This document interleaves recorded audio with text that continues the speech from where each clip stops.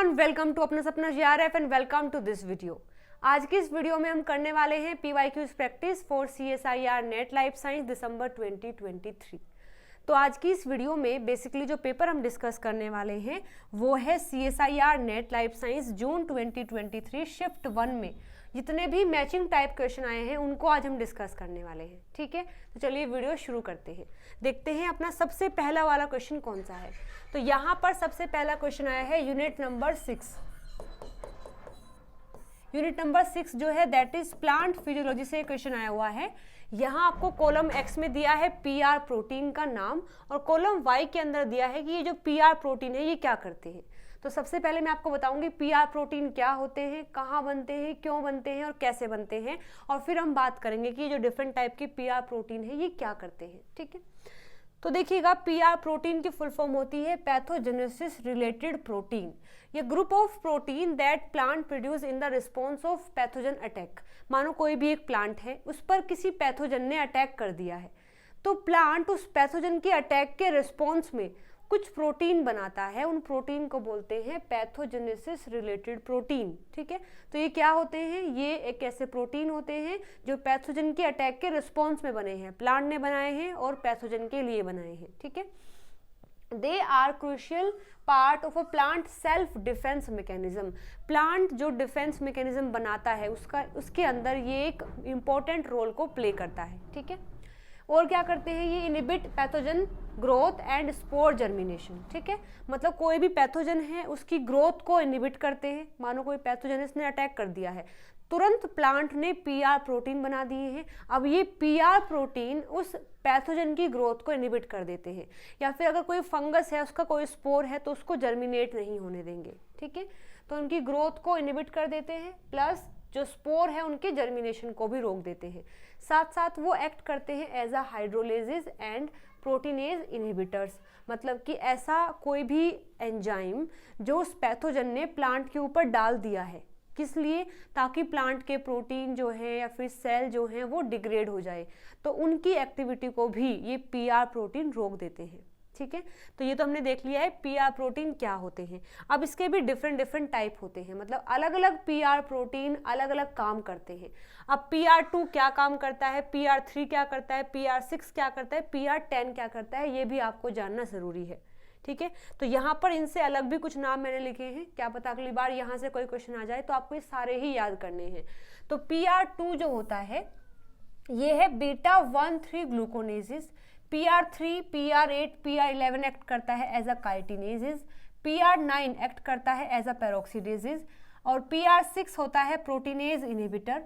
PR10 act करता है as a ribonuclease. PR3, 4, 8, 11 act करता है एज अ एंडोकाइटिनेज और PR5 जो है एक्ट करता है थोमेटिन लाइक प्रोटीन की तरह। PR12 as a defensin, PR13 as a thionin और PR14 as a lipid transfer proteins. ठीक है, चलिए तो अब मैच कर लेते हैं इसको जल्दी से। PR2 हमने क्या पढ़ा है, ये एक्ट करता है एज अ β1,3 ग्लूकोनेसिस, यानी A का हो जाएगा 1। PR3 एज अ काइटिनेज, यानी B का हो जाएगा सेकेंड।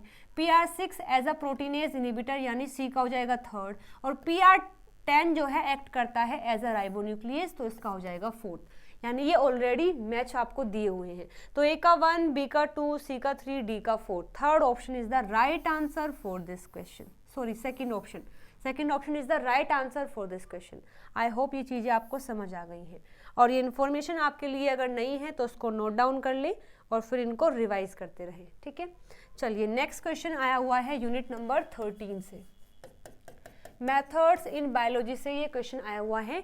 कॉलम X में आपको टेक्निक का नाम दिया है, कॉलम Y के अंदर बताना है कि ये टेक्निक क्या करती है। बहुत ही आसान सा क्वेश्चन है। देखिए स्टार्ट करते हैं D से। रेस की फुल फॉर्म होती है rapid amplification of cDNA and. अब ये cDNA क्या होता है इसके बारे में मैं एक बार बता देती हूँ, क्योंकि cDNA का एक जगह हमें और पढ़ना है। तो मानो मेरे पास ये कोई DNA है, ये DNA है, DNA से फॉर्मेशन ऑफ RNA। DNA से जब RNA बनता है उस प्रोसेस को हम बोलते हैं ट्रांसक्रिप्शन, इसको हम बोलते हैं ट्रांसक्रिप्शन। ठीक है, RNA फिर आरएनए से बनता है प्रोटीन जिसको हम ट्रांसलेशन बोलते हैं। लेकिन इस आरएनए से डीएनए भी बन सकता है, उस प्रोसेस को हम बोलते हैं रिवर्स ट्रांसक्रिप्शन। रिवर्स ट्रांसक्रिप्शन यानी ये ट्रांसक्रिप्शन का उल्टा है। रिवर्स का मतलब अपोजिट है, मतलब ट्रांसक्रिप्शन में तो क्या होता है, डीएनए से आरएनए बनता है, रिवर्स ट्रांसक्रिप्शन में आरएनए से डीएनए बनता है, आरएनए से डीएनए बनता है। और ये जो डीएनए बनता है इसको बोलते हैं cDNA, इसका मतलब है कॉम्प्लीमेंट्री डीएनए। और ये डीएनए किसका कॉम्प्लीमेंट्री है, इस आरएनए का कॉम्प्लीमेंट्री है, तो इसको हम cDNA बोलते हैं। ठीक है, तो cDNA के जो एंड होते हैं इनको अगर हमें जानना है कि इनका सीक्वेंस क्या है, तो हम एक टेक्निक जिसका नाम है RACE, rapid amplification of cDNA end, इस टेक्निक का यूज करते हैं। ठीक है, चलिए इसको मैच कर लेते हैं। तो रेस क्या करता है, cloning of cDNA and, cDNA का जो एंड होता है उसको क्लोन करते हैं ताकि उसके सीक्वेंस का पता कर सके। तो इसका आंसर हो जाएगा थर्ड ऑप्शन। ठीक है, तो डी का है थर्ड, और देखिए डी का थर्ड आपको केवल एक ही ऑप्शन में दिया हुआ है, that is the first option. अब बात कर लेते हैं रिवर्स ट्रांसक्रिप्शन, अभी पढ़ के भी आए हैं। रिवर्स ट्रांसक्रिप्शन क्या करता है, हेल्प करता है cDNA लाइब्रेरी में।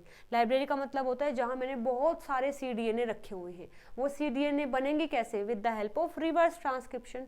तो ए का हो जाएगा थर्ड, और ए का हो जाएगा फोर्थ, तो ए का फोर्थ है और डी का थर्ड है। ओके, इसके बाद है साउथ वेस्टर्न ब्लोटिंग, इसके लिए भी मैं आपको कुछ बता देती हूँ। साउथ वेस्टर्न ब्लोटिंग, जो साउथ ब्लोटिंग होती है जिसको हम सदर्न ब्लोटिंग बोलते हैं, इसको यूज किया जाता है to know the sequence of DNA. अगर मुझे आरएनए का सीक्वेंस जानना है तो मैं यूज करूंगी नदर्न ब्लोटिंग का, to know the sequence of RNA. अगर मुझे प्रोटीन का सीक्वेंस जानना है तो मैं यूज करूंगी वेस्टर्न ब्लोटिंग का, to know the sequence of protein. ठीक है, ये तो है अलग अलग टेक्निक। लेकिन एक ऐसा प्रोटीन जो बाइंड करता है डीएनए से, एक ऐसा प्रोटीन जो बाइंड करता है डीएनए से, उस प्रोटीन को हम बोलते हैं न्यूक्लियोप्रोटीन। मतलब ऐसा प्रोटीन जो बाइंड करता है न्यूक्लिक एसिड यानी डीएनए से। ठीक है, तो मानो ये है डीएनए और इससे कोई प्रोटीन बाइंड कर रहा है। मुझे अगर इस प्रोटीन के बारे में जानना है जो कि डीएनए से बाइंड करता है, तो मैं यूज करूंगी इस वाली टेक्निक का, साउथ प्लस वेस्टर्न, यानी साउथ यानी डीएनए, वेस्टर्न यानी प्रोटीन। तो अगर मुझे इस प्रोटीन के बारे में जानना है जो कि न्यूक्लिक एसिड से बाइंड करता है, तो वहां पर मैं यूज करूंगी साउथ वेस्टर्न ब्लोटिंग का। ठीक है, बिल्कुल सिंपल सा नाम से इंडिकेशन है। तो जो साउथ वेस्टर्न ब्लोटिंग है वो किस लिए यूज की जाती है, detection of clone encoding nucleic acid binding protein. मतलब ऐसे प्रोटीन जो न्यूक्लिक एसिड से बाइंड करते हैं उनके क्लोन को डिटेक्ट करने के लिए मैं यूज करूंगी साउथ वेस्टर्न ब्लोटिंग का, यानी बी का हो जाएगा 1, आपको बी का 1 ही दिया हुआ है। ठीक है, अब बात आती है जीनोम वॉकिंग पीसीआर की। जीनोम वॉकिंग पीसीआर क्या करता है, डिटरमाइन करता है 5 prime and 3 prime DNA sequence flanking a known gene. मतलब ये एक ऐसे डीएनए के सीक्वेंस को फाइंड आउट करेगा जो कि बाइंड है ऐसे सीक्वेंस है जिसको हम जानते हैं। ठीक है, तो जो बीच वाला सीक्वेंस जिसको हम नहीं जानते उसके बारे में जानने के लिए हम जीनोम वॉकिंग पीसीआर का यूज करते हैं। तो यहाँ पर सी का हो जाएगा सेकेंड और सी का दिया हुआ है सेकेंड, यानी first option is the right answer for this question. Okay, चलिए बात करते हैं नेक्स्ट क्वेश्चन की। ये आया हुआ है यूनिट नंबर 1 यानी बायोकेमिस्ट्री से। यूनिट नंबर 1 यानी बायोकेमिस्ट्री के भी एंजाइम वाला टॉपिक से ये क्वेश्चन आया हुआ है। एंजाइम पर मैंने डिटेल में एक वीडियो, एक नहीं बहुत सारी वीडियोस बना रखी हैं। अगर आप पढ़ना चाहते हैं एंजाइम के बारे में तो उसका लिंक मैं डिस्क्रिप्शन में दे दूंगी। ठीक है, यहाँ इस क्वेश्चन को सोल्व कर लेते हैं। ये भी बहुत ही आसान सा क्वेश्चन है। स्टार्ट करेंगे सी ऑप्शन से। देखो मैचिंग टाइप में क्या होता है, ज़रूरी नहीं है कि आप यहीं से स्टार्ट करें। सबसे पहले चेक करें कि कौन सी बात आपको पता है, सबसे पहले उसी को उठाएं और मैच कर ले। क्या पता उसी एक मैच से हमारा पूरा क्वेश्चन सोल्व हो जाए। तो यहाँ हालांकि मुझे सबके बारे में पता है, लेकिन फिर भी जिसके लिए मैं 100% श्योर हूँ वो मैंने सबसे पहले उठाया है, that is Michaelis constant, that is Km, जिसको हम Km से बोलते हैं। तो Km क्या होता है, Km सबस्ट्रेट की वो कंसंट्रेशन है जिस पर की जो वेलोसिटी है वो Vmax की हाफ हो जाती है। ठीक है, ग्राफ में भी हम इसको रिप्रेजेंट करते हैं, ऐसे बनता है एंजाइम के काइनेटिक्स का ग्राफ, जहां पर यहाँ तो होता है सबस्ट्रेट और यहाँ होती है वेलोसिटी। ये वाला पॉइंट क्या है, वी मैक्स है, क्योंकि ये हाईएस्ट वेलोसिटी है, उससे ऊपर वेलोसिटी नहीं हो सकती, तो ये वी मैक्स है। ग्राफ हम कुछ ऐसा बनाते हैं इस तरीके से, ठीक है। तो यहाँ पर ये क्या है, ये वाला पॉइंट क्या है, हाफ ऑफ वी मैक्स है, ठीक है। ये वी मैक्स का हाफ है, ये वी मैक्स है। तो सबस्ट्रेट की वो कंसंट्रेशन, मतलब इतना सबस्ट्रेट मुझे चाहिएगा, किस लिए, ताकि जो वेलोसिटी है वो वी मैक्स की हाफ हो जाए। मतलब मानो वी मैक्स कितना है, मान के चलते हैं 10 है वी मैक्स, तो वेलोसिटी 5 क्या है, वी मैक्स का हाफ है। तो वेलोसिटी 5 हो जाए, उसके लिए मुझे जितने सबस्ट्रेट की रिक्वायरमेंट होगी उसको मैं Km बोलती हूँ। तो Km क्या है, Km सबस्ट्रेट की वो कंसंट्रेशन है जिस पर की जो वेलोसिटी है वो वी मैक्स की हाफ हो जाती है, उसे बोलते हैं माइकलिस कांस्टेंट यानी Km। तो Km क्या है, substrate concentration at which V is equal to V max upon 2 यानी वी मैक्स का हाफ। तो C का हो जाएगा सेकेंड ऑप्शन, और C का सेकेंड मुझे दो ऑप्शन में दिया हुआ है, थर्ड में और फोर्थ में, यानी फर्स्ट को और सेकेंड को तो मैं डायरेक्टली कट कर सकती हूँ, ठीक है। या तो मेरा आंसर थर्ड होगा या तो मेरा आंसर फोर्थ होगा। अब मैं बात करूँगी कैटालिटिक एफिशिएंसी की। ये क्या है, ये एक ऐसी टर्म है जो मैं यूज़ करती हूँ किसी 2 या फिर 3 या फिर 4 एंजाइम को कंपेयर करने के लिए। मतलब अगर मैं जानना चाहती हूँ कि मेरे पास 4 एंजाइम है और एक सबस्ट्रेट है, चारों एंजाइम उस सबस्ट्रेट पर ही काम करते हैं, तो इन चारों एंजाइम में से कौन सा ऐसा एंजाइम है जो कि इस सबस्ट्रेट के लिए सबसे अच्छा है, अच्छा इन द सेंस कि इससे बाइंड करके फटाफट प्रोडक्ट बनाता है। तो यहाँ पर मैं यूज़ करूँगी कैटालिटिक एफिशिएंसी का। जिसकी भी कैटालिटिक एफिशिएंसी ज़्यादा होगी मतलब वो इतना ही अच्छा एंजाइम है फॉर दैट सबस्ट्रेट, ठीक है। और इसे जानने के लिए मैं देखती हूँ सभी एंजाइम के के कैट अपॉन के एम को, कि उसके के कैट की वैल्यू कितनी है और के एम की वैल्यू कितनी है। अब इनको सोल्व करके मैं देखती हूँ किसकी वैल्यू ज़्यादा है, तो वो सबसे अच्छा एंजाइम होगा, ठीक है। तो K cat upon K M is use for the catalytic efficiency, ठीक है। तो डी का हो जाएगा फर्स्ट ऑप्शन। देखो डी का फर्स्ट आपको केवल थर्ड में दिया हुआ है, यानी फोर्थ ऑप्शन को भी मैं यहाँ से कट कर सकती हूँ। मेरा आंसर आ गया है द थर्ड ऑप्शन, ठीक है। और देख लेते हैं turnover number. Turn over number क्या होता है कि मानो मेरे पास कोई एंजाइम है, अमाउंट दे दिया है एंजाइम का, और वी मैक्स होता है मैक्सिमम वेलोसिटी। तो ये वी मैक्स मुझे कितने टाइम में अचीव होता है अगर मैं किसी पर्टिकुलर एंजाइम का अमाउंट रखती हूँ, ठीक है। या फिर आप इसको ऐसे बोल सकते हैं कि पर्टिकुलर अमाउंट ऑफ एंजाइम से मुझे वी मैक्स मिल जाता है, तो वो होता है टर्न ओवर नंबर, यानी कितने एंजाइम से मुझे वी मैक्स मिलेगा, मतलब मुझे कितने एंजाइम यूज करने पड़ेंगे ताकि मुझे वी मैक्स मिल जाए, तो ये turnover number of that enzyme होता है, ठीक है। तो यानी V max upon moles of enzyme, मतलब अमाउंट ऑफ एंजाइम मैं यूज करूंगी वी मैक्स को गेन करने के लिए, इसे बोलते हैं टर्न ओवर नंबर, यानी बी का हो जाएगा थर्ड, और यहाँ बी का थर्ड दिया हुआ है। अब बात आती है स्पेसिफिक एक्टिविटी की। तो स्पेसिफिक एक्टिविटी यूज की जाती है to know the catalytic efficiency, लेकिन इसका थोड़ा सा अलग फंडा है, वो मैं आपको बता देती हूँ। मान के चलो कि मेरे पास इतना ये पूरा एक अमाउंट है किसी प्रोटीन का। अब प्रोटीन एंजाइम तो अलग है, अब होता क्या है, बहुत सारे एंजाइम, मोस्टली जो एंजाइम है वो प्रोटीन से बने हैं। तो पहले प्रोटीन बनता है, उसमें कुछ चेंज होते हैं, तब जाकर एंजाइम बनता है। तो मैं क्या करती हूँ, मुझे अगर कोई एंजाइम बनाना है तो पहले तो प्रोटीन बनेगा, तो मैं क्या करूँगी, उस प्रोटीन से एंजाइम बनाऊंगी। अब एंजाइम बन गया है, लेकिन मुझे कैसे पता लगे कि क्या सारा प्रोटीन एंजाइम में कन्वर्ट हुआ या नहीं हुआ, ठीक है। तो मैं क्या करूँगी, वहाँ पर उस सबस्ट्रेट को डाल दूंगी जो कि वो एंजाइम जिस पर काम करता है। अब जो भी मुझे वी मैक्स मिलेगा उसके हिसाब से मैं कैलकुलेट करूँगी कि मेरा सारा प्रोटीन एंजाइम में कन्वर्ट हुआ या नहीं हुआ। इस पूरे प्रोसेस में जो हम चीज़ें यूज़ करते हैं वो है स्पेसिफिक एक्टिविटी। ये बेसिकली प्योरिटी ऑफ एंजाइम को भी जानने के लिए किया जाता है। प्योरिटी ऑफ एंजाइम मतलब इस पर्टिकुलर अमाउंट में से कितना एंजाइम है, कितना प्योर है वो एंजाइम, ये भी जानने के लिए हम स्पेसिफिक एक्टिविटी का यूज करते हैं, ठीक है। तो एक बार देख लेते हैं। The specific activity of an enzyme is defined as the amount of enzyme activity per unit of protein. जितना भी मैंने प्रोटीन लिया है उसमें से कितना पार्ट अपनी एक्टिविटी को शो कर पा रहा है। तो ऑब्वियसली बात है, जितना एंजाइम बना होगा वही तो अपनी एक्टिविटी को शो करेगा। जैसे देखो मेरे पास मानो यहाँ 10 प्रोटीन है, 10 में से अगर केवल 5 ही कन्वर्ट हुए हैं एंजाइम में, तो केवल ये 5 ही अपनी एंजाइम की एक्टिविटी को दिखा पाएंगे, एंजाइम की एक्टिविटी को ये दिखा पाएंगे।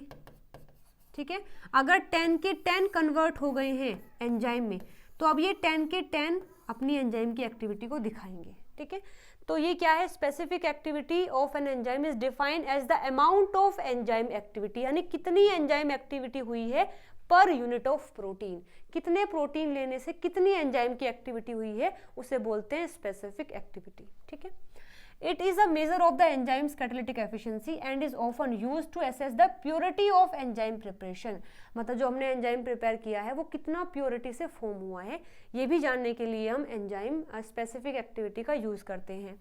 Specific activity is calculated by dividing the total enzyme activity by the amount of protein present in the sample.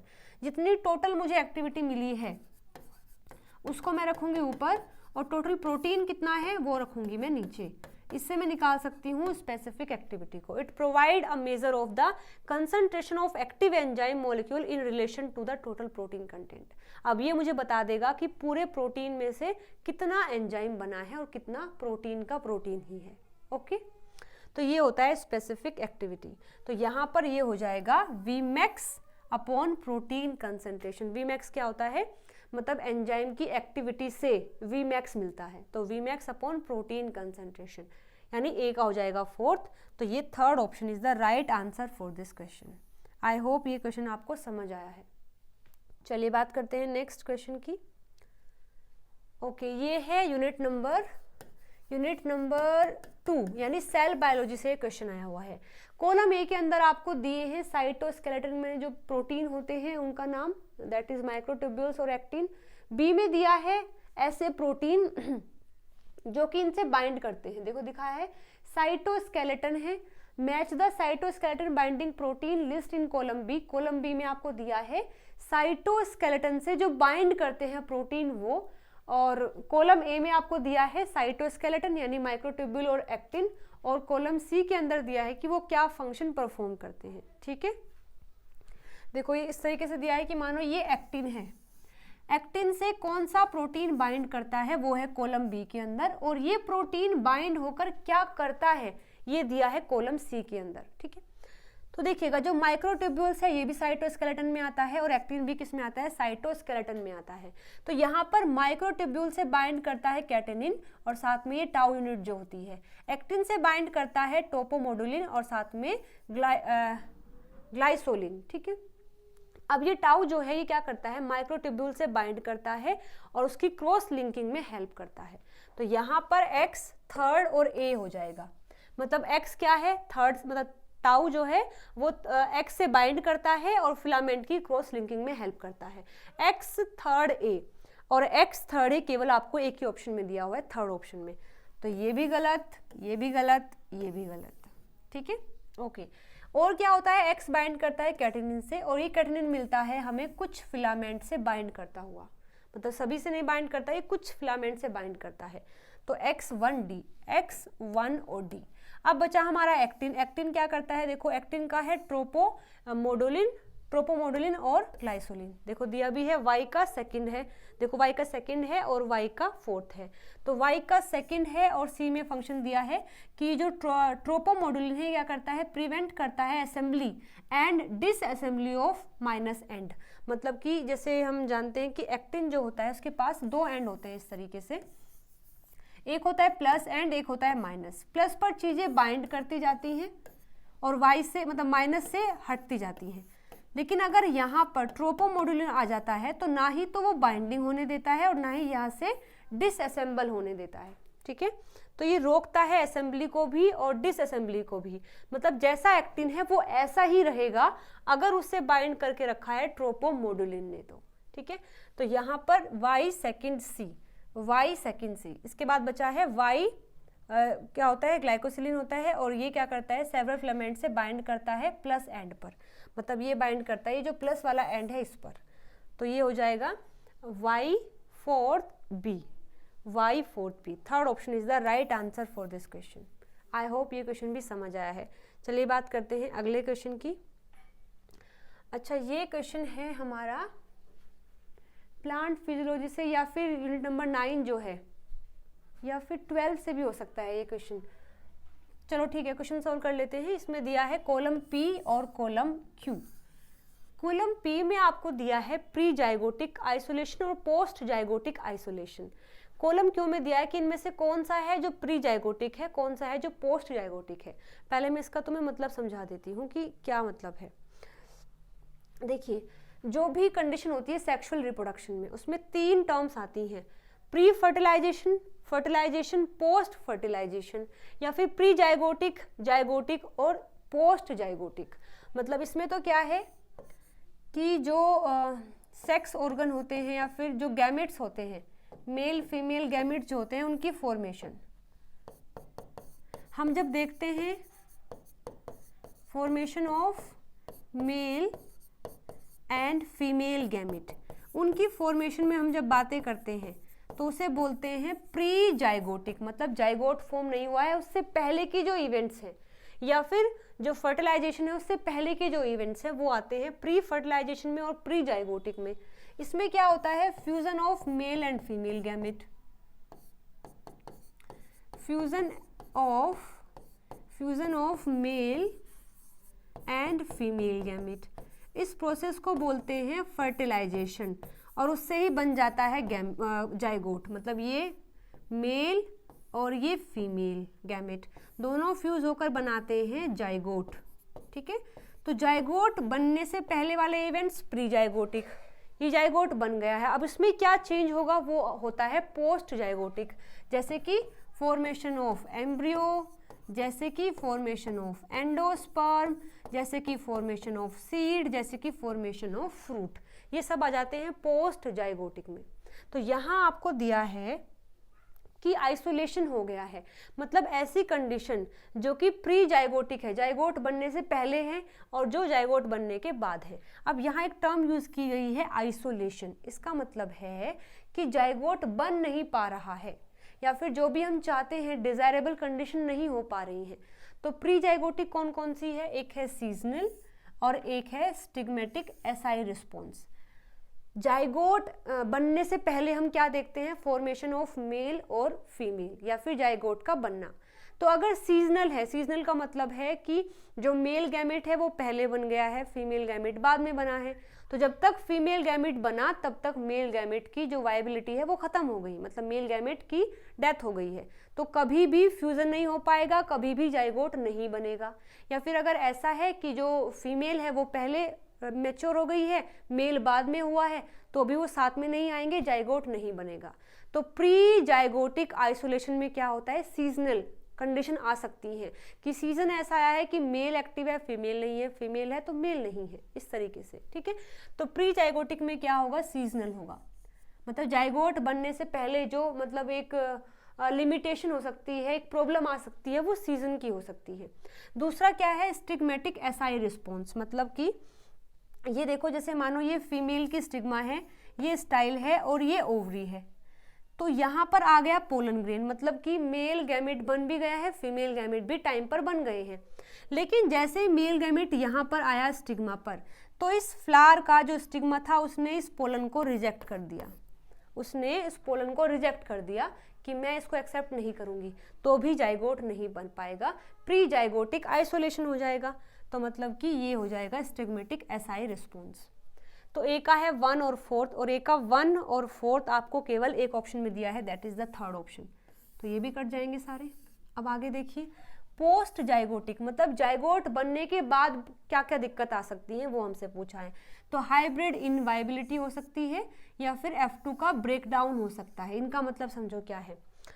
Hybrid inability मतलब कि जाइगोट बन तो गया है, जाइगोट तो बन गया है, लेकिन या तो ऐसा है कि वो जाइगोट बन तो गया है और उससे एक ऑर्गेनिज्म भी, मतलब एक प्लांट भी बन गया है, लेकिन ये प्लांट ऐसा है कि स्टेराइल है, मतलब ये प्लांट अब आगे काम नहीं कर पाएगा।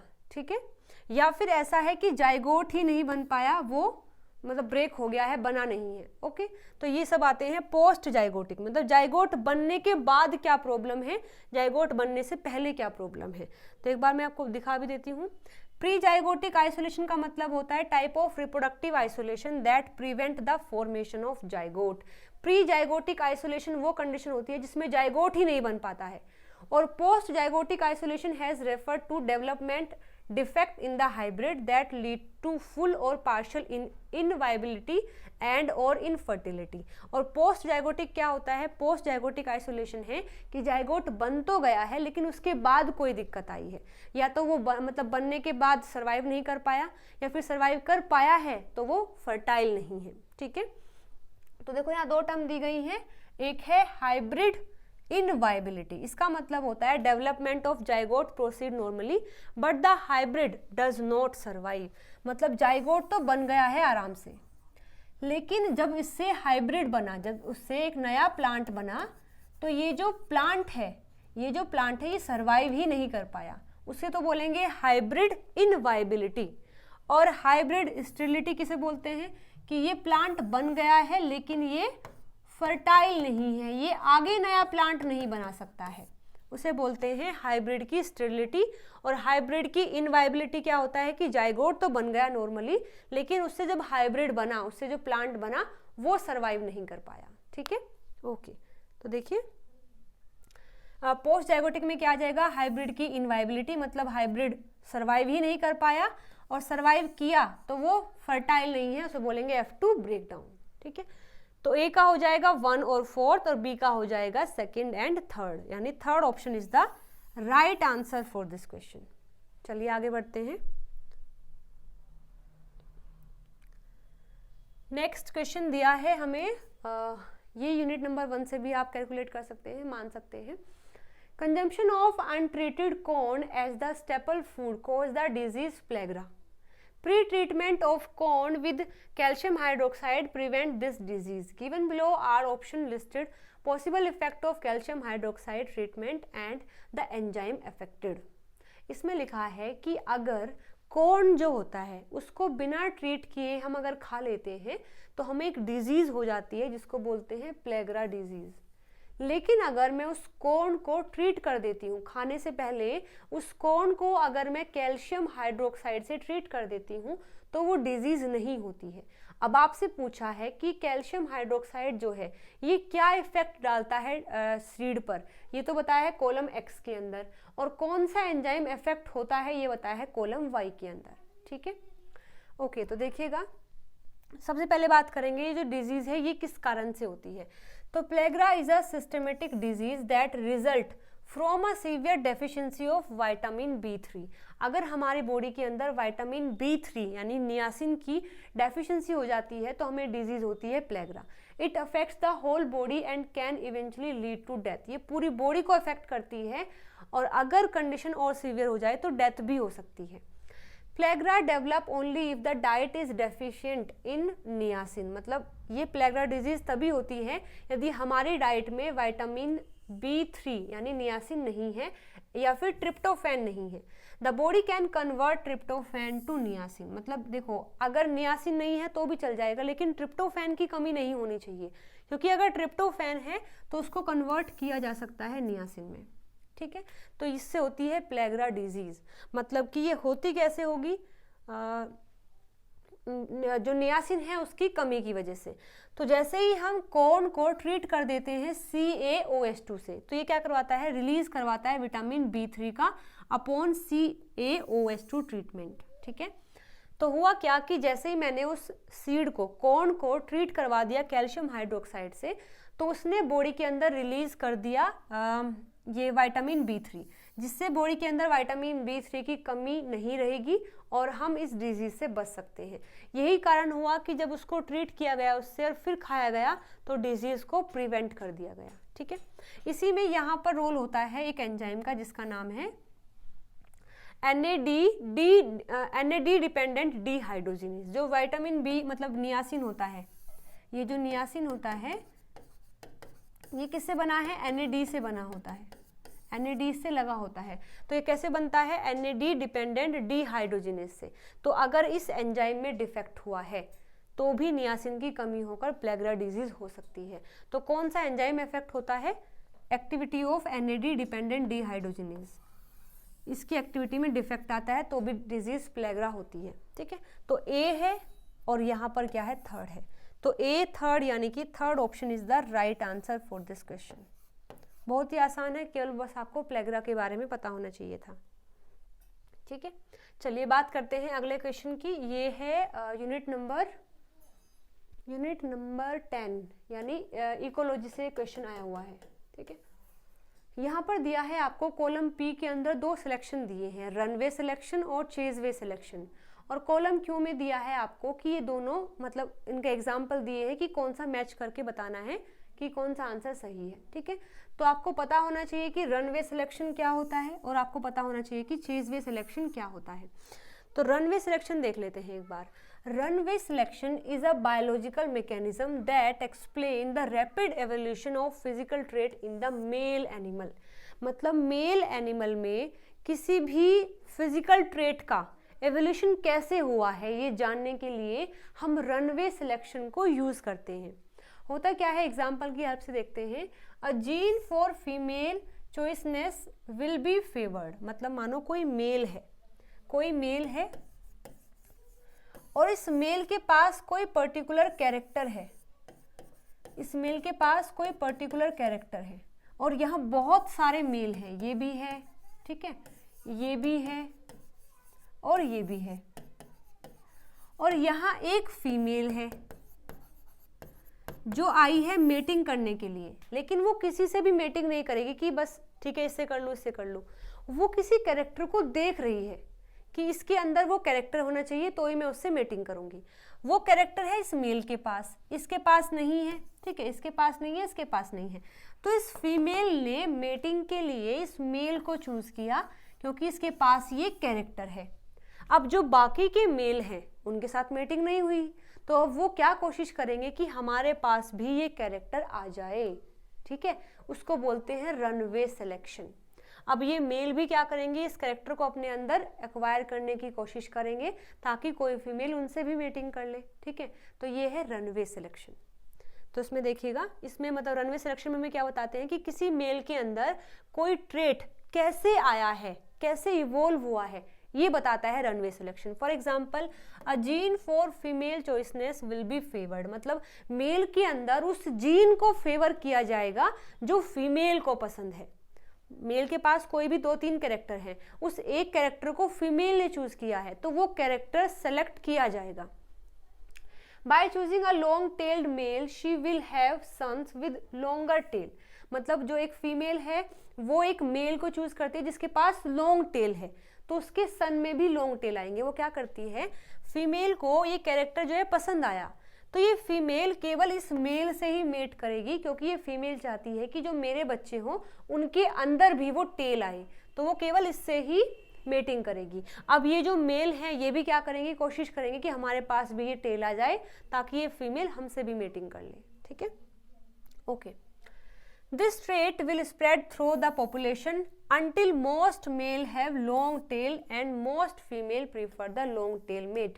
तो अब ये जो कैरेक्टर है पूरी पॉपुलेशन में स्प्रेड होगा, कब तक, जब तक सभी मेल के पास लॉन्ग टेल ना हो जाए और जब तक फीमेल इस लॉन्ग टेल को मतलब चूज ना करती रहे। द रनवे प्रोसेस इज फ्यूडली by the positive feedback loop of ever exaggerated male trait and ever increasing the female preference। और ये ना एक पॉजिटिव फीडबैक की तरह होती है। मतलब फीमेल क्या करती हैं, किसी कैरेक्टर को चूज करती हैं तो वो मेल को एक पॉजिटिव फीडबैक दे रही होती हैं कि हाँ ये कैरेक्टर हमारे पास होना ही होना चाहिए क्योंकि इसको फीमेल चूज करती है, ठीक है, ओके। चलिए तो उसको एक बार मैच कर लेते हैं। तो रनवे सिलेक्शन और चेजवे सिलेक्शन। रनवे सिलेक्शन में मैं एक बार रीड कर लेती हूँ, हाँ ये देखते हैं थर्ड वाला। Female choose for male trait resulting in a positive feedback loop favouring the both male with such trait and female that prefer them. मतलब रनवे सिलेक्शन क्या होता है, जिसमें फीमेल चूज करती है मेल का कोई ट्रेट जिसकी वजह से पॉजिटिव फीडबैक मिलता है, दोनों को ही पॉजिटिव फीडबैक मिलता है। कैसे, फीमेल के लिए तो ये है कि फीमेल का जो सन है उसके पास भी वो कैरेक्टर आ गया, और मेल के लिए ये है कि उसको मेटिंग करने के लिए फीमेल मिल गई, तो दोनों के लिए क्या होता है, पॉजिटिव फीडबैक लूप मिलता है, ठीक है। तो ए का हो जाएगा थर्ड। अच्छा, सेकंड में क्या दिया है, female choose for male trait occur due to पर capital error leading to poor quality offspring. ये गलत है, इसमें लिखा है कि फीमेल मेल का वो ट्रेट चूज करती है जो उसमें पुअर मतलब कि बेकार ऑफस्प्रिंग बनाता है, लेकिन ये तो गलत है। फीमेल किसी मेल से क्यों मेटिंग करती है, ताकि उसके बच्चों में भी वो कैरेक्टर आ जाए, ना कि इसलिए कि उसके बच्चों में बेकार क्वालिटी आए, इसलिए ये गलत हो जाएगा। ठीक है, चेज वे सिलेक्शन क्या होता है, देखिए चेज वे सिलेक्शन भी पढ़ लेते हैं। इसमें क्या है, chase away selection sexual selection is a model of sexual selection that propose that male trait that attract the female can actually be disadvantageous to the female। मतलब फीमेल ने mail का कोई ऐसा कैरेक्टर चूज कर लिया है जो उस फीमेल के लिए बिल्कुल भी ठीक नहीं है, अच्छा नहीं है उसकी सेहत के लिए। फॉर एग्जाम्पल द ट्रेट में persuade the female to mate at a frequency और time that is harmful for her।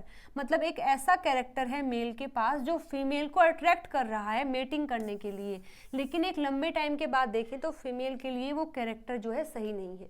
ठीक है, तो उसको बोलते हैं चेज वे सिलेक्शन। चलिए इसको मैच कर लेते हैं चेज वे सिलेक्शन को। इसमें क्या होता है, चेज वे सिलेक्शन में आपको दो है, 1 है और 4th है। देखिए इसमें लिख लेते हैं, male exploit pre existing sensory bias in female, female do not benefit by the choosing such male driving the evolution of female that discriminate against such mail.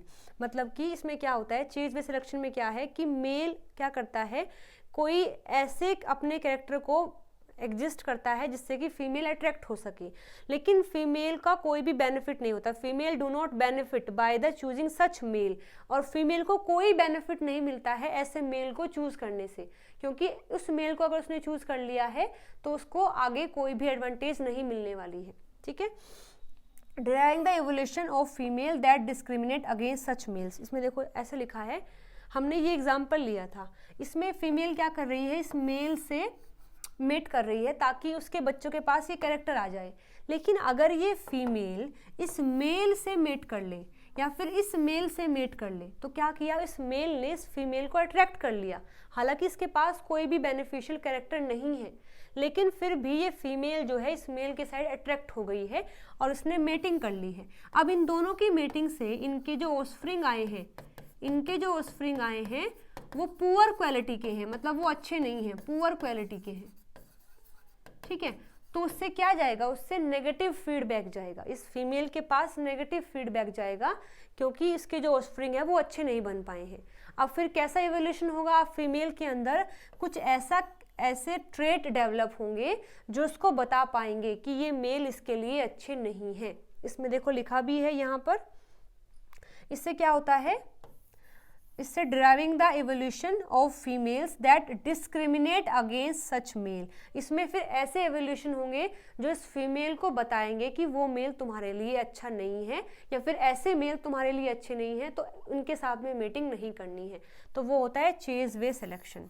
तो यानी बी का हो जाएगा 4। देखो इसमें क्या दिया है, male exploit a pre existing sensory bias in female, female choosing such male have higher quality offspring. नहीं, हायर क्वालिटी ऑफस्प्रिंग उसमें नहीं मिलते हैं, वो ऐसे मेल से मेट कर लेती है जिसके कारण उसे हाई क्वालिटी के ऑफस्प्रिंग नहीं मिलते हैं, पुअर क्वालिटी के ऑफस्प्रिंग मिलते हैं।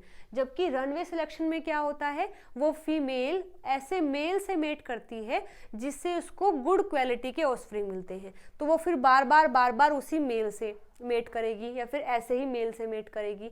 लेकिन चेज वे सिलेक्शन में क्या है, वो फीमेल ऐसे मेल से मेट कर लेती है जिससे उसको पुअर क्वालिटी के ऑफस्प्रिंग मिलते हैं, तो अब उनके अंदर कुछ ऐसा मैकेनिज्म फॉर्म होगा जो उनको बता सके कि this male is not for you. ठीक है, तो वो होता है चेज वे सिलेक्शन। यानी ए का है 3rd और बी का है 4th, ए का 3rd, बी का 4th, 3rd option is the right answer. I hope ये क्वेश्चन समझ आ गया है। चलिए आगे बात करते हैं। यस, नेक्स्ट क्वेश्चन है ये यूनिट नंबर 13 से, मेथड्स इन बायोलॉजी से ही है। यहाँ आपको कुछ रिसोर्स के नाम दिए हैं और यहाँ आपको बताया है इनके फंक्शन, और ये टेक्निक कहाँ से है, जो बायो इन्फॉर्मेटिक्स रिसोर्सेज हैं वो आपको यहाँ दिए हैं और यहाँ बताया है इसके फंक्शन क्या है। तो स्टार्ट करते हैं जॉइन मैप से। जैसे कि नाम से इंडिकेशन है मैपिंग करना। मैपिंग हम कैसे करते हैं, किसी भी जीनोम में जो सीक्वेंस होते हैं उनकी मैपिंग करनी होती है, तो वो हम करते हैं रिकॉम्बिनेशन के बिहाफ पर, कि जितना रिकॉम्बिनेशन हुआ है उतना ही उन जीन के बीच का डिस्टेंस होगा, तो उसको बोलते हैं रिकॉम्बिनेशन मैपिंग। तो जॉइन मैप का हम कब यूज करते हैं, analyse of recombination frequencies between the molecular markers, मतलब मॉलिक्यूलर मार्कर्स के बीच में कितना रिकॉम्बिनेशन की फ्रीक्वेंसी है उसी हिसाब से उनके बीच का डिस्टेंस होगा, हम मैप कर पाएंगे। तो जॉइन मैप यूज किया जाता है for the first, that is analysis of recombination frequencies between the molecular marker. तो डी का हो जाएगा 1, और डी का 1 हमें 2 ऑप्शन में दिया है, या तो फर्स्ट में या तो फोर्थ में, तो थर्ड ऑप्शन हमारा नहीं होगा और फोर्थ ऑप्शन सेकंड भी नहीं होगा, थर्ड भी नहीं होगा। चलिए आगे बात करते हैं, स्कूप क्या है और ट्रिम्बल क्या है और टिप ब्लास्टिन क्या है। देखिए सबसे पहले बात करेंगे टी ब्लास्टिन की। इसमें T ब्लास्टिन is a type of translated, जो स्मॉल टी है उसका मतलब है ट्रांसलेटेड, ब्लास्ट और एन से है एल्गोरिदम। तो इसमें क्या होता है, it compare an amino acid sequence to the translated nucleotide coding sequence database. The amino acid sequence is compared at the protein level with each subject nucleotide sequences translated in all 6 reading frame। आपके पास ये कोई एक DNA है, तो यहाँ पर क्या हुआ, मतलब एमआरएनए है ये, जिससे कि प्रोटीन बनने वाला है। तो इसमें क्या करते हैं कि हमने यहाँ से स्टार्ट किया, ऐसे 3-3 का कोडोन लिया और अमाइनो एसिड बना दिए। जैसे यहाँ एक अमाइनो एसिड आया, यहाँ दूसरा अमाइनो एसिड, तीसरा, चौथा, इस तरीके से। अब की बार मैंने फर्स्ट वाला छोड़ दिया है, ये वाला रीडिंग फ्रेम लिया है, उससे मुझे अलग सीक्वेंस मिलेगा। फिर मैंने 2 छोड़कर तीसरा लिया है तो अलग रीडिंग फ्रेम बनेगा, उससे मुझे अलग सीक्वेंस मिलेगा। तो मैं क्या करूँगी, जितने भी 6 रीडिंग फ्रेम हैं उनको यूज़ करके जो मुझे डीएनए का प्रोटीन का सीक्वेंस मिला है उसको मैं कंपेयर करती हूँ अपने डीएनए से, जिससे वो प्रोटीन बना है। उसको बोलते हैं टी ब्लास्टिन, मतलब कि ट्रांसलेटेड ब्लास्ट एल्गोरिदम। ठीक है, इसको चलिए मैच कर लेते हैं।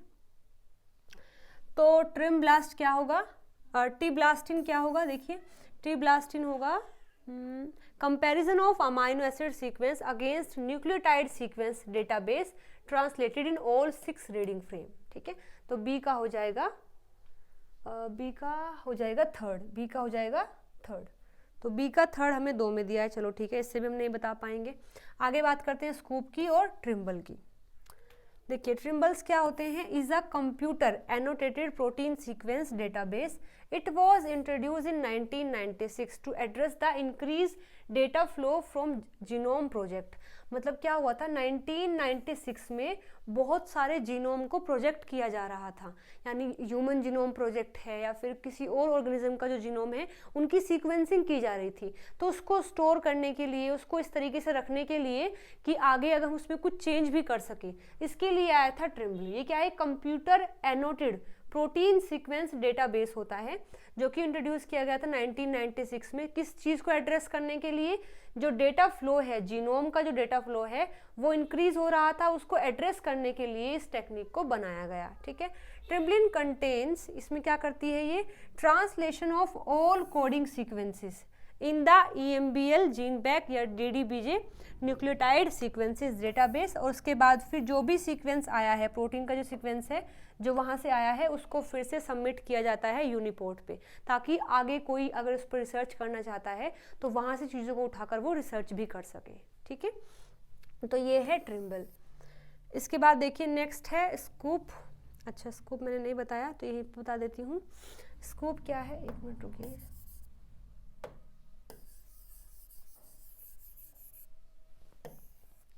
एक बार इसको मैच कर लेते हैं।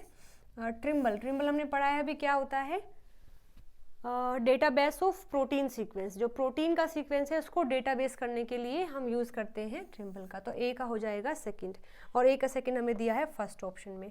स्कूप क्या होता है, नाम से इंडिकेशन है, जैसे कि इसका जो फुल फॉर्म है वो है manually created structure classification of protein.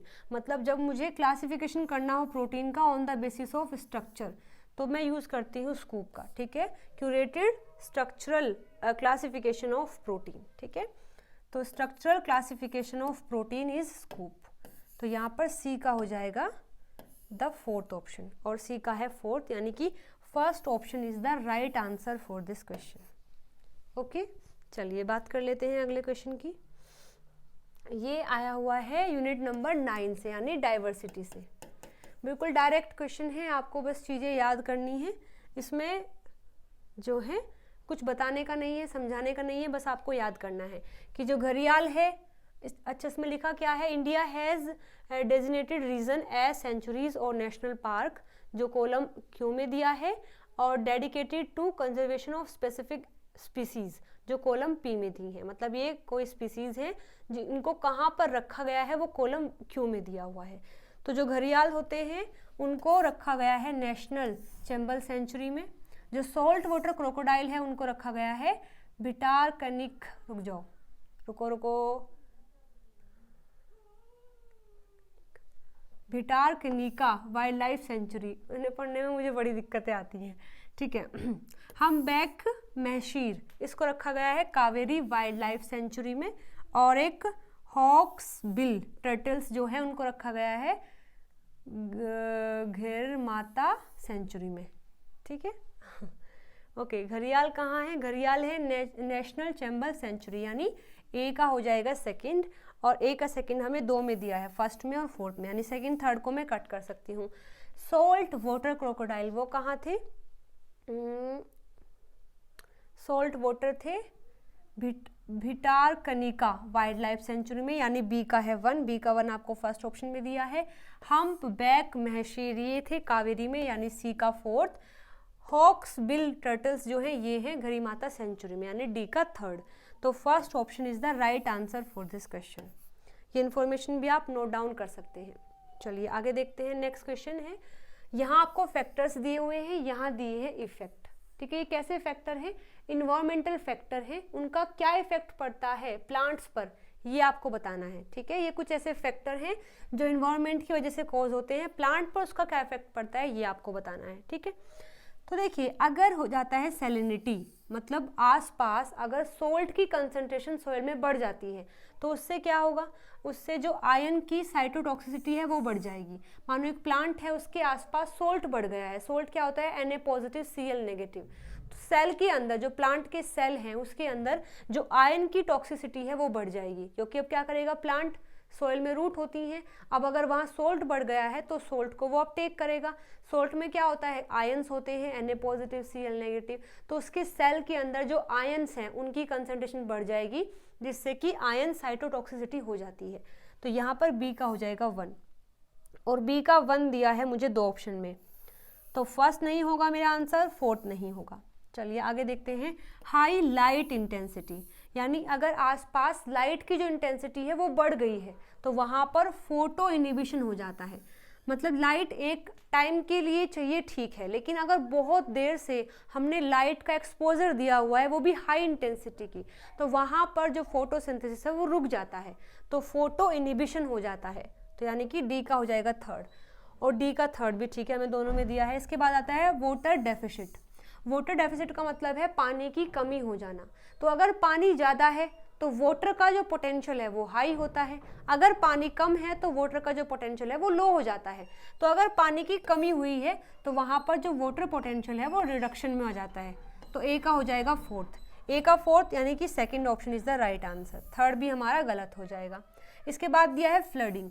अगर फ्लडिंग यानी पानी की कंसंट्रेशन ज़्यादा हो जाती है तो वहाँ पर ऑक्सीजन की कमी हो जाती है। कैसे, जैसे देखिएगा, मानो ये रूट वाला एरिया है और ये पूरा प्लांट जो है पानी में भर गया है, तो जो सोयल होती है उसमें स्पेस होते हैं जहाँ पर एयर भरी होती है, ऑक्सीजन भरी होती है।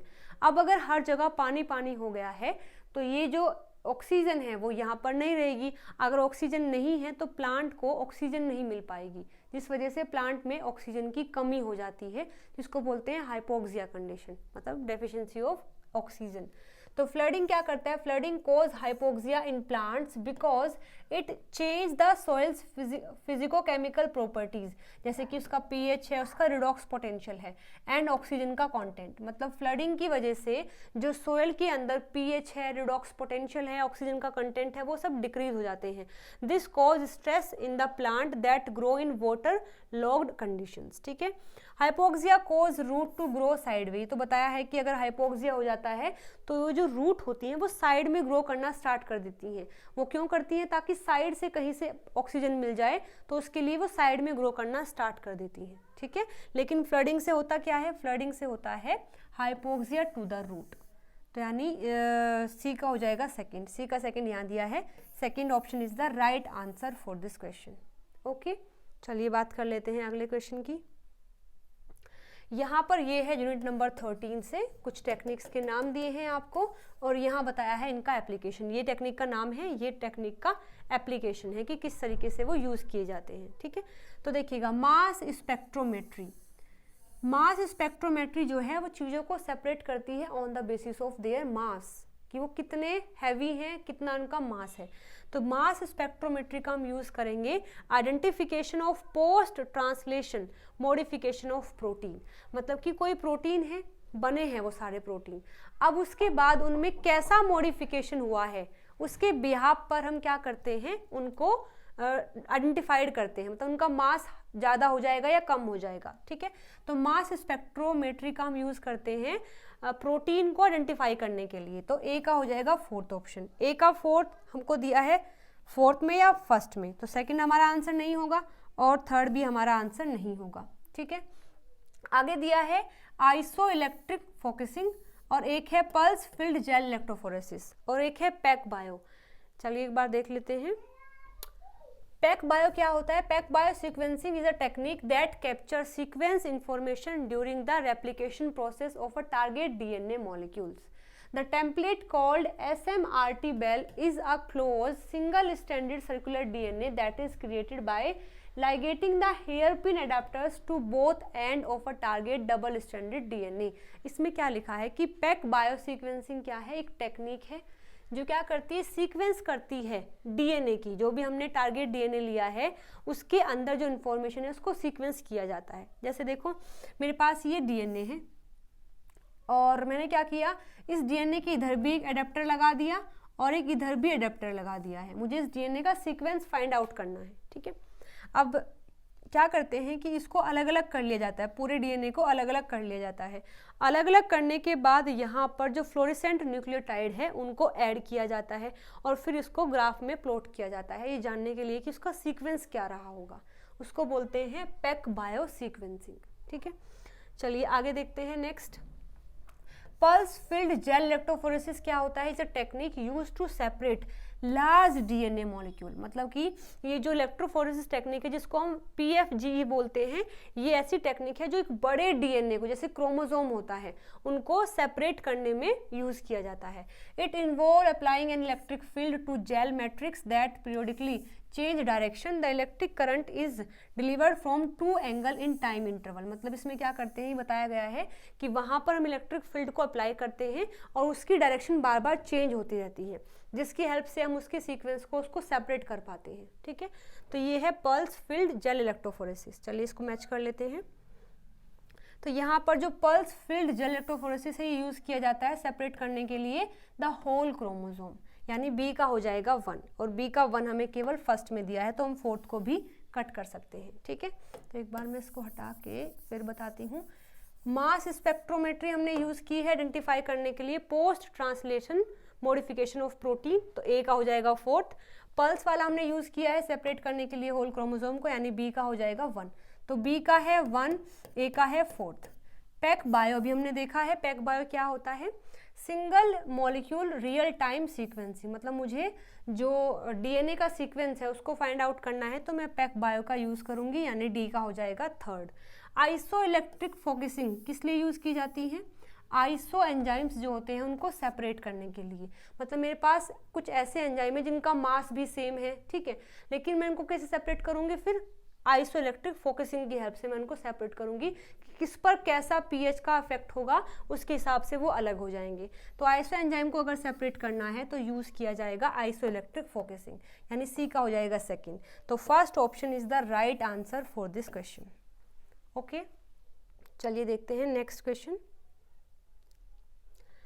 अच्छा, ये आया हुआ है सेल बायोलॉजी, यूनिट नंबर 2 से आया हुआ है। इसमें दिया है ऑर्गेनेल्स के नाम और यहाँ बताए हैं फंक्शन कि ये क्या काम करते हैं। गोल्गी क्या काम करता है, न्यूक्लियोलस क्या काम करता है, पेरोक्सिसोम क्या काम करता है और ER क्या काम करता है, ठीक है। तो देखिएगा जो पेरोक्सिसोम होता है, ये पेरोक्सिसोम के अंदर एंजाइम होता है पेरोक्सीडेज और कैटालेज। ये क्या करते हैं, जो H2O2 होता है, पेरोक्सी मतलब जो हाइड्रोजन पेरोक्साइड होता है H2O2, उसको ब्रेक करके ऑक्सीजन को यूटिलाइज करते हैं। ठीक है, तो पेरोक्सिसोम्स यूज किया जाता है फॉर द ऑक्सीजन यूटिलाइजेशन, यानी सी का हो जाएगा फोर्थ। सी का फोर्थ हमें 2 में दिया हुआ है, तो फर्स्ट हमारा आंसर नहीं होगा और थर्ड भी हमारा आंसर नहीं होगा। ठीक है, इसके बाद जो ER होते हैं उसके 2 टाइप होते हैं, SCR यानी स्मूथ एंडोप्लाज्मिक रेटिकुलम, एक होता है रफ एंडोप्लाज्मिक रेटिकुलम। तो जो स्मूथ वाला होता है वो लिपिड की सिंथेसिस में हेल्प करता है, तो ER का हो जाएगा द थर्ड ऑप्शन यानी डी। तो डी का है थर्ड, और डी का थर्ड केवल हमें सेकंड में दिया है, तो फोर्थ को भी मैं कट कर सकती हूँ। इसके बाद जो न्यूक्लियोलस है ये क्या करता है, असेंबली ऑफ RNA की, राइबोसोम की हेल्प करता है। मतलब कि जो न्यूक्लियोलस है वो बनाता है rRNA, बाहर से आता है प्रोटीन, दोनों असेंबल होकर राइबोसोम बना देते हैं। तो राइबोसोम की असेंबली कौन करवाता है, न्यूक्लियोलस, यानी बी का हो जाएगा 1, और बी का 1 भी यहाँ पर दिया हुआ है। गोल्गी क्या करता है, मॉडिफिकेशन करता है, और किस तरीके से, ये ओ लिंक्ड ग्लाइकोसाइलेशन कर देता है, यानी ए का हो जाएगा सेकेंड। तो second option is the right answer for this question. Okay, यहाँ पर मैंने लिखा हुआ भी है कि गोल्गी क्या करता है, ये आप देख के पढ़ सकते हैं। यहाँ बताया है कि जो न्यूक्लियोलस है वो क्या करता है, ये भी आप पढ़ सकते हैं। यहाँ बताया है कि जो ER है उसका क्या फंक्शन होता है। ठीक है, और ये है पेरोक्सिसोम के बारे में। तो यहाँ से आप चीज़ें रीड करके देख लेंगे कि इनका मतलब एग्जैक्टली फंक्शन क्या है। चलिए नेक्स्ट क्वेश्चन दिया है हमें, ये आया हुआ है यूनिट नंबर 4 से, यूनिट नंबर 4 यानी सेल कम्युनिकेशन से, और GPCR के बारे में दिया है। तो यहाँ दिया है आपको GPCR का लिगेंड, और यहाँ दिया है कि कौन सा इफेक्टर फॉर्म होता है। GPCR से अगर ये लिगेंड बाइंड होगा तो कौन सा इफेक्टर फॉर्म होगा, ये आपसे पूछा हुआ है। ठीक है, चलिए देख लेते हैं इस क्वेश्चन को। जो GPCR है वो एक 7 ट्रांसमेम्ब्रेन इंटीग्रल मेम्ब्रेन प्रोटीन है, जो ट्रांसलेट करता है बाहर की इंफॉर्मेशन को अंदर लेके जाता है। इसके जो लिगेंड है वो कितने सारे हो सकते हैं, मतलब टाइप अलग अलग है, जैसे कि फोटोन भी इसका लिगेंड हो सकता है, आयंस भी इसके लिगेंड है, वाइटामिन भी इसके लिगेंड की तरह एक्ट करता है, हॉर्मोन्स भी है, प्रोटीन भी है, न्यूरोट्रांसमीटर्स भी हैं, नेचुरल प्रोडक्ट्स भी हैं, और large number of intermediary metabolite जैसे कि ATP ADP ये भी एक्ट कर सकते हैं एज अ लिगेंड।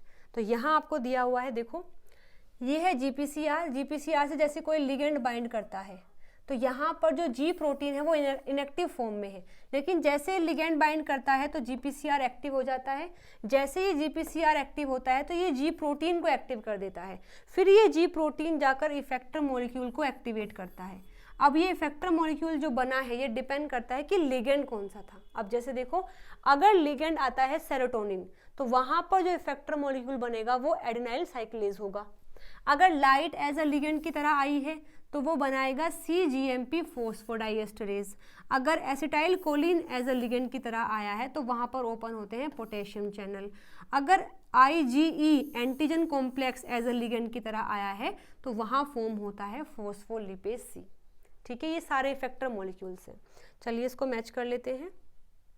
सेरोटोनिन अगर है, एक मिनट रुकिएगा, तो वहाँ पर इफेक्टर बनता है थर्ड वाला यानी एडेनाइल साइक्लेज, तो ए का हो जाएगा थर्ड। अगर है एसिटाइल कोलिन तो पोटेशियम चैनल ओपन होते हैं। अगर IG एंटीजन कॉम्प्लेक्स है तो फॉस्फोलिपेज C आता है। लाइट अगर है तो CGMP फॉस्फोडाइएस्टरेज आता है, यानी ए का है थर्ड, बी का है फोर्थ, ए का थर्ड, बी का फोर्थ, सी का 1 और डी का सेकंड, यानी कि third option is the right answer for this question. Okay, चलिए आगे देख लेते हैं। ओके, ये क्वेश्चन आया है यूनिट नंबर 3 यानी कि मॉलिक्यूलर बायोलॉजी से। इसमें यहाँ आपको दिया है डबल स्ट्रैंडेड DNA के बारे में, कि अगर न्यूक्लियोटाइड है तो वो हमें कैसे मिल सकता है, अगर हमें चाहिए नाइट्रोजनस बेस तो वो हमें कैसे मिल सकता है, अगर न्यूक्लियोसाइड चाहिए तो वो मुझे कैसे मिल सकता है, अगर मुझे सिंगल स्ट्रैंडेड DNA चाहिए तो वो मुझे कैसे मिल सकता है। चलिए एक बार देख लेते हैं, बहुत ही आसान सा ये क्वेश्चन है। देखिएगा, जो पॉलीन्यूक्लियोटाइड होते हैं उसका मतलब क्या है, जो बहुत सारे मोनोमर से बने हैं। मोनोमर क्या है, न्यूक्लियोटाइड, इसमें डीएनए भी आता है, आरएनए भी आता है। क्वेश्चन में डीएनए दिया है तो मैंने डीएनए लिख दिया है, ठीक है। तो एक न्यूक्लियोटाइड है, फिर दूसरा है, तीसरा है, चौथा है, वो जुड़े होते हैं फॉस्फोडाइएस्टर बॉन्ड से।